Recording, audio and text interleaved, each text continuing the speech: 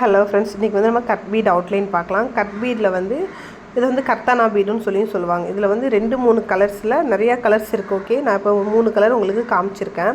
Cut beat வந்து இப்படி தான் நம்ம லோட் பண்ணணும். ஒன்றா தான் நம்ம லோட் பண்ண முடியும். பொறுமையாக பண்ணுங்கள், அவசரப்பட வேண்டாம். நார்மல் சுகர் பீட் எப்படி நம்ம லோட் பண்ணோமோ அதே மாதிரியே தான் லோட் பண்ணுறோம்.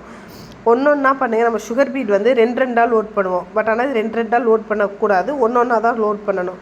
ஒன்றா லோட் பண்ணால் தான் அது வந்து அழகாக இருக்கும். ஓகேவா ஃப்ரெண்ட்ஸ்? கட் பீட் வந்து போட்டோம் அப்படின்னா பயங்கர அழகாக இருக்கும், பயங்கர கிராண்டாக இருக்கும். ஸோ அதனால் வந்து பொறுமையாக பண்ணுங்கள், அவசரப்பட வேண்டாம். இதுக்கு ஒரு பிக்சர் எடுத்து அந்த பிக்சரில் கட் பீடில் அவுட்லைன் மட்டும் கொடுங்க. ஃபில் பண்ண வேண்டாம். ஓகேவா? கட் பீட் ஃபில் பண்ணுறது எப்படின்னு சொல்கிறதையுமே நான் உங்களுக்கு எக்ஸ்பிளைன் பண்ணிடுறேன். பொறுமையாக பண்ணுங்கள், அவசரப்படாமல் ஒவ்வொரு இதாக நீங்கள் லோட் பண்ணுங்கள். ஒவ்வொரு இதாக லோட் பண்ணுறப்போ வந்து அது வந்து செம்ம அழகாக இருக்கும் பார்க்குறதுக்கு. பொறுமையாக லோட் பண்ணுங்கள், அவசரப்பட வேண்டாம். அதே மாதிரி என்ன ஆகுனா, நம்ம நூலை கொஞ்சம் ஃபோர்ஸாக இழுத்தோன்னா அந்த கட் பீட் வந்து கொஞ்சம் ஷார்ப்பாக இருக்கும்.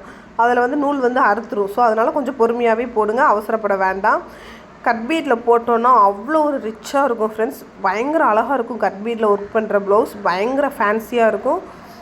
அதனால் பொறுமையாக பார்த்து பண்ணுங்கள், அழகாக வரும் கட் பீட். ஓகே, மறக்காமல் இதுக்கு ஒரு பிக்சர் எடுத்து அந்த பிக்சரில் அவுட்லைன் மட்டும் கொடுத்து ஒரு டிசைன் வந்து நீங்கள் வந்து இது பண்ணி அப்ளை பண்ணி வச்சுக்கோங்க.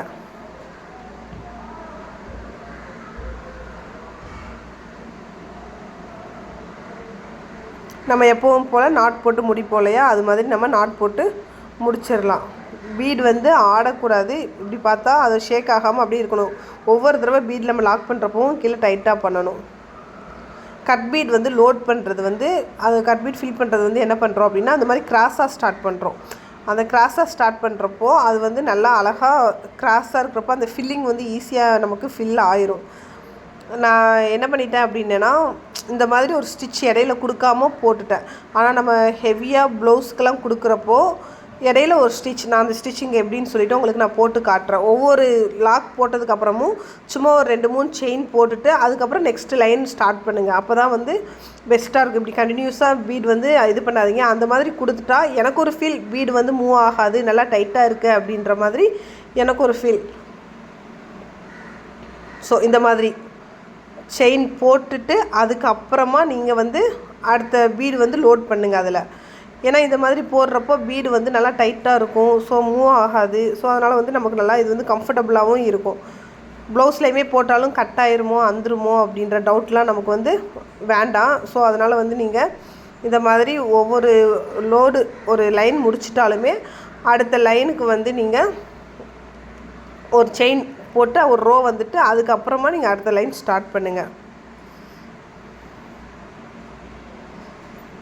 ஏன் அந்த மாதிரி ஸ்டார்ட் பண்ணுங்கள், ஒவ்வொரு இது கண்டினியூஸாக போடாதீங்கன்னு சொல்கிறேன் அப்படின்னா, ஒரு ரோ பீடு கொடுத்துட்டு ஒரு ரோ கட் பீட் கொடுத்துட்டு அதுக்கப்புறமா நம்ம வந்து ஒரு செயின் ஒரு 2-3 செயின் போட்டு மறுபடியும் ஸ்டார்ட் பண்ணோம் அப்படின்னா அந்த செயின் வந்து நல்லா ஸ்ட்ராங்காக நின்றுக்கிறோம். அதனால் வந்து பீடு வந்து ஆடுறது மூவ் ஆகுறது அந்த மாதிரி எந்த ஒரு ப்ராப்ளமுமே வராது. நான் இப்படி தான் யூஸ் பண்ணி இதை தான் ஃபாலோ பண்ணிக்கிட்டே இருக்கேன்.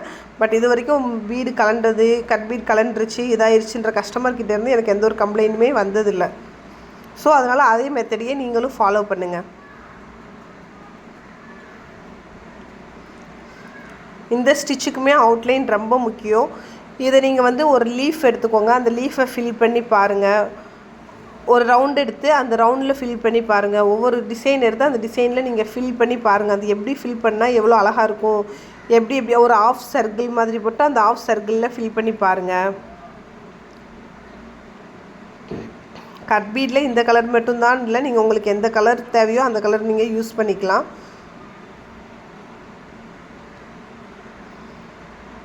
ஏதாவது டவுட் இருந்தால் கமெண்டில் கேளுங்க ஃப்ரெண்ட்ஸ், நான் உங்களுக்கு எக்ஸ்பிளைன் பண்ணுறேன். இந்த மாதிரி செயின் போட்டிங்க அப்படின்னா அது வந்து பீடு வந்து மூவ் ஆகாமல் ஸ்ட்ராங்காக இருக்கும். ஸோ அதனால தான் செயின் போடுங்க அப்படின்னு சொல்லிட்டு சொல்கிறது, மற்றபடி வேறு ஒன்றும் இல்லை.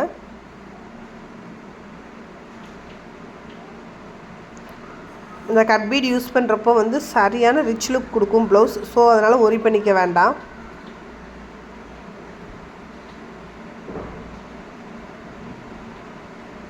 ஃபைனலாக எப்படி இருக்குன்னு சொல்லிட்டு பாருங்கள் ஃப்ரெண்ட்ஸ். Thank you friends.